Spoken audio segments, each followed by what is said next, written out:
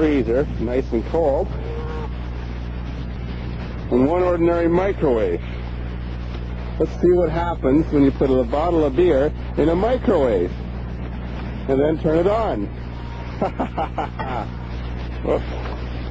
Oh, you're going to turn it on. Yeah. See that? It's got bubbles in it. It's full.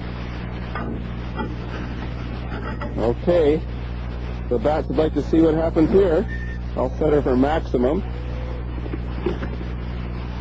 Here we go. 25 minutes at full power.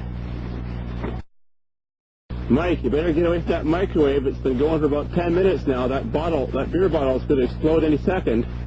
It's starting to build up. It's fizzing. It's going to go.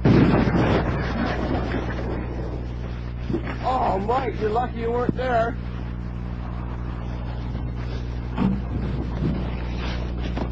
Even wrecked the beer fridge. Where are we going to get our next cold one from?